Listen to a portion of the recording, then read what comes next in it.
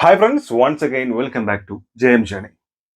നിങ്ങൾക്കറിയുമോ എന്ന് എനിക്കറിയില്ല, എനിക്കറിയുമോ എന്ന് നിങ്ങൾക്കും അറിയില്ല. അതായത് ബഡേ മിയാൻ ചോട്ടെ മിയാൻ എന്ന് പറഞ്ഞ സിനിമയിലെ ഇത് മസ്ത് താരേ സുക്കുന്നു അങ്ങനത്തെ ഒരു സാധനം ഇറങ്ങിയിട്ടുണ്ട്. ഞാനിത് കാണാൻ ഒരേ ഒരു കാരണമേ ഉള്ളൂ.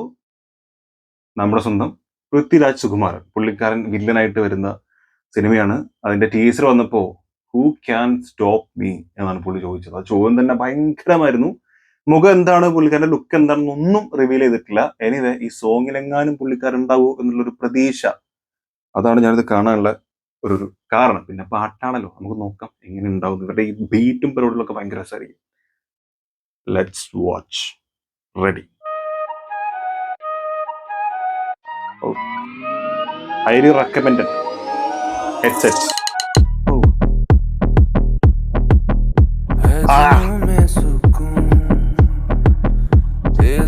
ബീറ്റ് घूमता है ज़हन, मैं सुरूरों में हूँ। मखमली सी है खुमारी, इश्क सा तो नशा कोई ना। जाम रंगी रूम लंगी, इश्क जैसी तृषा कोई ना। मस्त मलंग झूम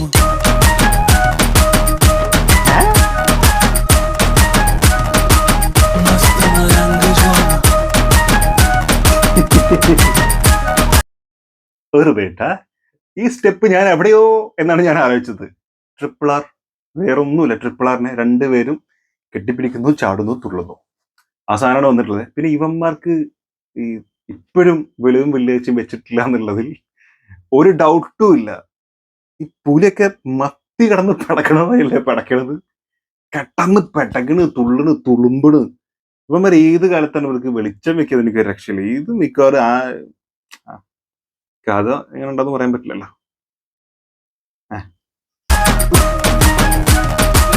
ബീറ്റ് ഒരു രക്ഷയില്ല.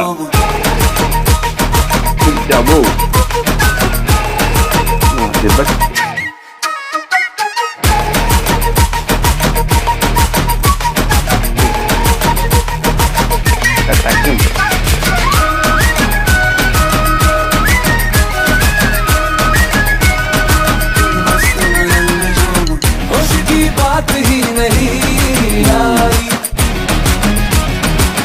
मस्त मलंग जो जिंदगी हाथ ही नहीं आई। मस्त मलंग जो दिन सोए हैं दिन में जागे हैं, इश्क में रात ही नहीं आई। सी बेकरारी, इश्क सा तो नशा कोई ना।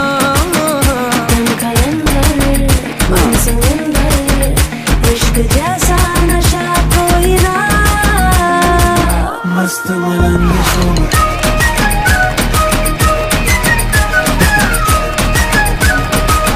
मस्त मलंग झूम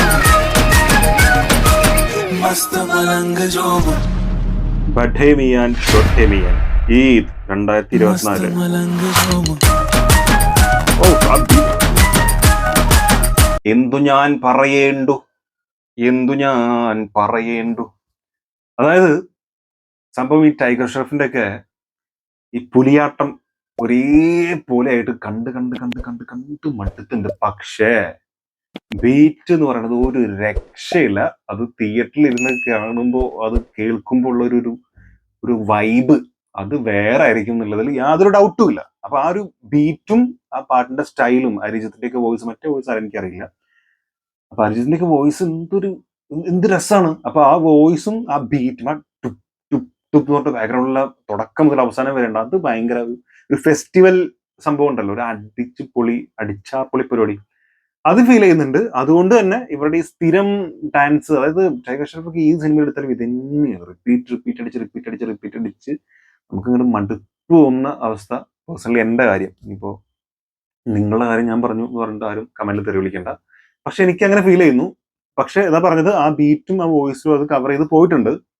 പിന്നെ നേരത്തെ പറഞ്ഞ പോലെ ഇവര് ഇപ്പോഴും ഈ ബോളിവുഡ് സിനിമയിൽ മാത്രമാണ് ഇമാതിരി പരിപാടി. ഇവിടെ തമിഴ് ഒരുപാട് മാറി. തമിഴ് കിടപ്പാങ്കുത്ത് പരിപാടികൾ വന്നാൽ പോലും അത് ആ സിറ്റുവേഷനായിട്ട് ഭയങ്കര മാച്ചിങ് ആയിട്ട് പോകും എന്നുള്ളതാണ്. അത് മലയാളത്തിലൊക്കെ ഭയങ്കരമായിട്ട് ചേഞ്ച് ചെയ്യും. വെറുതെ ഒരു പാട്ടൊന്നും എവിടെയും പ്ലേസ് ചെയ്യില്ല. അതൊക്കെ സിനിമയ്ക്ക് എന്താണോ ആവശ്യം അതിനപ്പുറത്തേക്ക് ഒരു പരിപാടിയില്ല. മലയാളമൊക്കെ അത്രയ്ക്ക് മാറി. സ്റ്റോറി വൈസ് ആണെങ്കിലും ഇപ്പോൾ മേക്കിംഗ് വൈസ് ആണെങ്കിലും ഒക്കെ ഭയങ്കരമായിട്ട് മാറി. വെറുതെ ഒരു പാട്ട് വന്നിട്ട് ഒന്ന് തുള്ളിച്ചാടി ഒരു നടിയും വന്ന് പരിപാടിയൊന്നും ഇല്ല ഇപ്പോ. അപ്പോ അതിപ്പോ എനിക്ക് തോന്നുന്നത് ഇവിടെ തന്നെ ഉള്ളൂ. തെലുഗു കന്നഡയിലാണെങ്കിൽ പോലും അതിന്റെയൊക്കെ ലെവൽ ഒരുപാട് മാറിപ്പോയി എന്നുള്ളതാണ്. പക്ഷെ ബോളിവുഡ് ഇപ്പോഴും ആ സ്ഥലത്ത് തന്നെ നിൽക്കുകയാണ്. അവിടുന്ന് ഇവര് മനഃപൂർവ്വം കയറി പോവാഞ്ഞിട്ടാണോ എനിക്കറിയില്ല. അത് അവര് തയ്യാറല്ല. ഇനിയിപ്പോ തന്നെ റീമേക്ക് ചെയ്യുന്ന പടങ്ങളാണെങ്കിൽ പോലും അവരുടെ സ്റ്റൈലിലേക്ക് ആക്കിയിട്ട് കൊളാക്കുകയാണ്. അത് ഹൈയിലുള്ള സാധനത്തിന് ഇഫക്റ്റ് കൊണ്ടുവന്നിട്ടാണ്. അപ്പോഴാണ് അവരുടെ പ്രശ്നം. അവർക്ക് ഇതേ പറ്റുള്ളൂ. അത് ഈ മേക്കേഴ്സിന്റെ പ്രശ്നമാണ്. എനിക്ക് തോന്നുന്നത് പ്രേക്ഷകർ ഒരുപാട് മാറിയിട്ടുണ്ട്. അത് പരീക്ഷിച്ചാലല്ലേ നടക്കുള്ളൂ. ആരും പരീക്ഷിക്കാൻ തയ്യാറാവണില്ല എന്നുള്ളതാണ്. എന്നാൽ ബോളിവുഡ് നല്ല സിനിമകൾ കുറെ വന്നിട്ടുണ്ട്. അപ്പോ ആ ടൈമിലൊന്നും ആരും അക്സെപ്റ്റ് ചെയ്തതുമില്ല. അതുകൊണ്ടായിരിക്കും ഇനി ഇവർക്ക് ഡൗട്ട് കൊണ്ടായിരിക്കാം.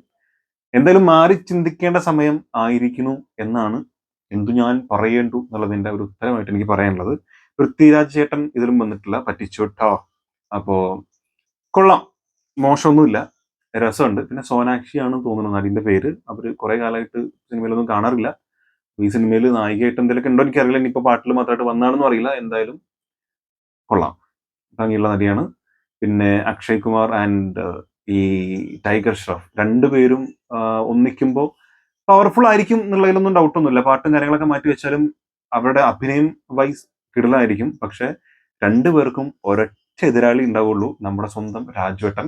ആ രാജുവേട്ടനാണ് പ്രതീക്ഷ, പുള്ളിയുടെ ക്യാരക്ടറാണ് പ്രതീക്ഷ.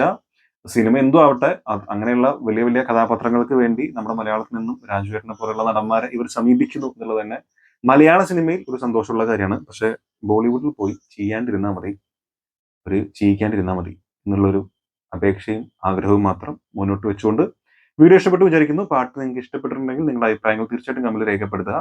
പിന്നെ RRറിലെ ആ സോങ് ഞാൻ പറഞ്ഞത് തീർച്ചയായിട്ടും നിങ്ങൾക്ക് അറിയാൻ സാധ്യതയുണ്ട്. എന്നാലും നിങ്ങൾക്കത് മനസ്സിലായിട്ടുണ്ടെങ്കിൽ അതൊന്ന് കമന്റിൽ രേഖപ്പെടുത്തുക. ഞാൻ ആ പേര് പറയുന്നില്ല, ആ പാട്ടിന്റെ പേര് പറയുന്നില്ല. ഓക്കെ, അടുത്ത വീഡിയോ കാണാം. കാണുന്നവരെ